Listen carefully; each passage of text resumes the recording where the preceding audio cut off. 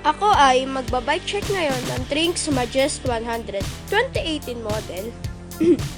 At ngayon ko palang i-bike check to dahil wala akong time at saka ngayon lang ako nagka-channel. At since January 13, 2018 ko pa nagamit ito, kaya ngayon ko lang mag-bike check. Naka front suspension na rin, fork niya, naka suspension, Trinx. Yung disc brake niya ay mechanical siya. Ayan o, mechanical. Tapos yung wheel set niya, yung rims niya ay size by 50 by 559 at 6 by 1.95. Ayan siya. Ang frame niya, Trinx Majest 100. At ang saddle niya ay Trinx. Stock pa rin to, hindi napapalitan. Seat post din niya, Trinx yan eh.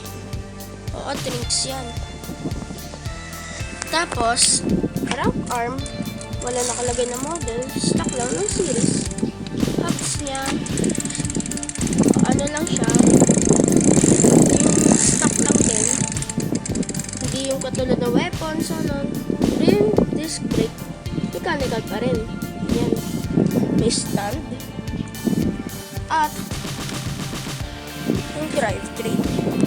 Drivetrain niya ay naka Shimano Tourney TZ. I mean rear derailleur. And then, yung chain niya, stock yan. At itong front, wala rin nakalagay. Front derailleur or FD, wala rin nakalagay na front. Stock lang siya. Ayun, Trinx.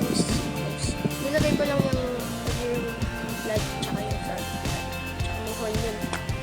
And then, ito na masasabi ko dito, itong pinaka murang model ng Trinx. Itong variant na to ay pinakamura.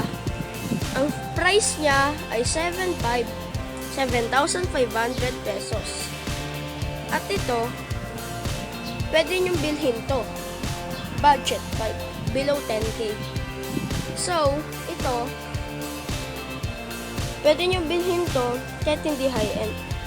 Kung gusto niyo mag-bike ganon, at di na high-end, sakto ito sa inyo. Kaya bilhin niyo na.